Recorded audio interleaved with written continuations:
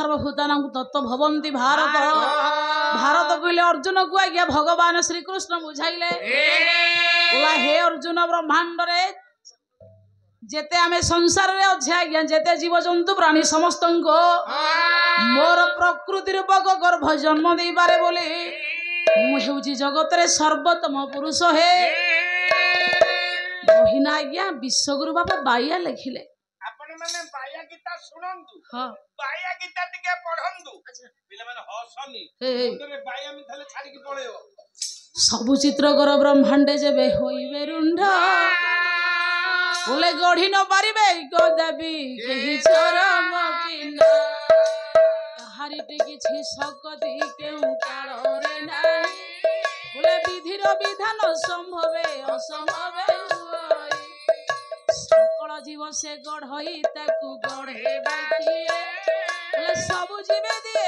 आहार ताकू केहि न दिए चित्र विधानी रूप रे सब जीव गढ़ी मयूर को करी सुंदर कंडा गजा करी शिशु मानकर ओठरे हस वृक्षरे बोले जले जल जंतु थोइला नारी केଳରେ जଳ हाकु करिछि संसारी काहाकु बासन्यास ये बड़ लोक करे करिछि दास हिंसा जंतु ठारे थोइछि हिंसा पसराने बोले मृग को निरीह करिछि तृण आहार दे बोले काहाकु करई माहुंत बसे मातंग बोले कुबेर होइगे बसई के बाजई बोले टंकार जहाज ऊपर डॉलर ऊपर बुनी देके सौदा करते के दुआर दुआर बुली बुली भिक्षावृत्ति करे के हाथी ऊपर बसे तो के घोड़ा ऊपर बसे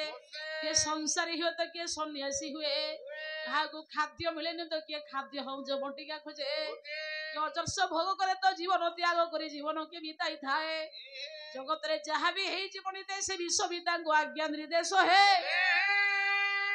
भाई भगवान व्यास लिखिले प्रभु जहार नाभि रूपक कमल मध्यरु विचित्र क्रम ब्रह्मा बड़ी पुरुष जन्म लाभ करि पारंती हे विश्वर सर्वश्रेष्ठ विंधानी तार गर्भ होची विश्व ब्रह्मांड सहित समान अभिलेखिले चनमाम स्मरण धृण दुरितं पाया श्रव केशव हे पंडित कली जुगरे बाधा विघ्न बंचिबा कहिले कली कलमश बाधारु जदि आज्ञा बंचिबा शांति पाइबा आनंद पाइबा आत्मा जदि आह्लादित होबा को चाहुचे राति पाइले भगवान को चिन्ह दूता नाम को गाउ थांतो ता पवित्र बाटरे चालू थांतो श्रृंखलित जीवन को पंडित आज्ञा निर्वाह करबा कहिले भगवान कर वाणी को आज्ञा सुनु थांतो ओडिया भागवत जगन्नाथ दास लिखिले कहिले मो नाम करुथिले लय कोटिए जन्म पाप क्षय ये नाम घोषिले सर्व सिद्धि हरई रोग शोक व्याधि जानम परम मंगल दुरित बने दावानल आतंक भंजन तो बाना आतंक काले वज्र सेना नील नलिन घन श्याम ये जलद नेत्र अभिराम श्याम सुंदर सत्य सार ये पितव सन मुक्ताहार नम नमस्ते हे अनंत अशेष बेग बलवंत हेले पंडिते जहा नाम पंडिते कोटि कोटि जन्मर पाप आप ताप को ध्वंस करि पारे जो नाम गाइले पंडिते मनुष्यर त्रिताप ध्वंस हो जाए राति पाइले केते विपद संकट नुआ नुआ कथा राति पाइले नुआ नुआ पंडिते घटना दुर्घटना कान सुनिबा को पाई थाए हे पंडिते जेते विपद तैयारी हुए ब्रह्मांड रे ये समस्त विपद भगवान को आध्यात्मिक आदि भौतिक आदि दैविक त्रितापुर तैयारी होई थाए मनुष्य राति पाइले से नाम को गाइले ता बाटरे गले ताकू चिन्हिले ये त्रिताप शांति हबो विपद कटि जीव रे रामचरित मानस पंडित मंडली आज्ञा बहिना कवि हेले संत तुलसी हां पचरना आम देश को आसिला कोरोना रोग आसिला महामारी विपद आसिला मोदी सरकार देशवासी के हाथ जोड़ी देली हां कले समस्त देशवासी भाई भौणी मान हां ए रोग रु मुक्त होबा को हेले अच्छा 9 तारिख राति 9:09 9 सेकंड रे ହଁ ପରିବାର ଏକତ୍ର ହୋଇ ଆଚ୍ଛା ଘିଅ ଦୀପ ଜାଳି ହଁ ପ୍ରଭୁର ନାମ ନିଅ। ଭଗବାନଙ୍କ ନାମକୁ ନେଲେ ବୋଲି ବିପଦ କଟିଗଲା, ଚାଲିଗଲା, ବିପଦ ହଟିଗଲା, ବଞ୍ଚିଗଲେ ସମସ୍ତେ ଆମେ। ଇଏ ଗୋଟିଏ ଗଲା ନାମ। ହଁ ଏବେ ଅଷ୍ଟପହରୀ ଗାଁ ଗାଁ ହଉଛି, ହଁ ଆମେ ଯାଇକି ପ୍ରଭୁ ନାମ ନଉଛୁ ଅଷ୍ଟପହରୀର ନାମ ହରେ କୃଷ୍ଣ ହରେ। ଭଗବାନଙ୍କ ନାମ ଆଜ୍ଞା କଳିଯୁଗରେ ଗୋଟେ ବଡ ଔଷଧ।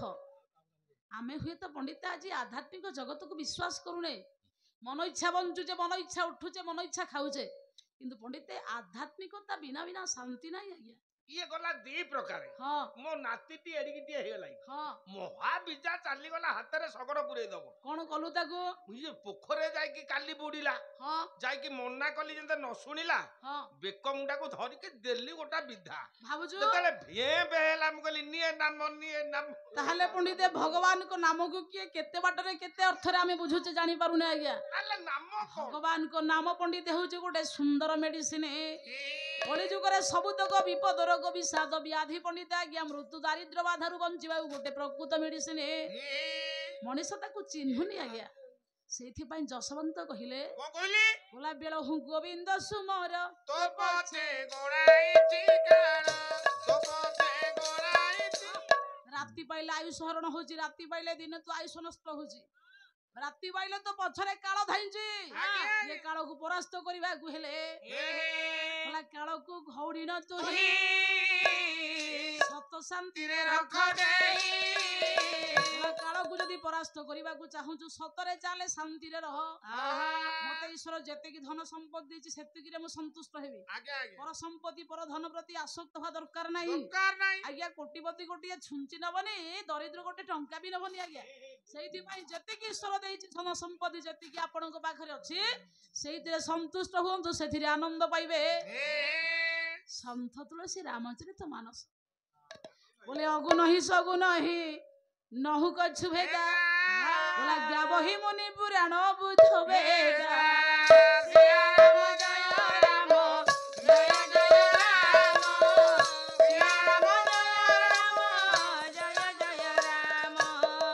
অগুণ রূপ অলক্ষ জয়, ইয়ে সগুণ প্রেম সগুণ ইয়ে রাম কথা সুন্দর ওলা সংশয় বিহঙ্গ উড়াবনি, ইয়ে রাম নাম গলে বিটপ কুঠারি, সাদরে সুনগিরি রাজকুমারী। রাম নাম গুণ চরিত শুনায়, জনম চরম অগণিত শ্রুতি।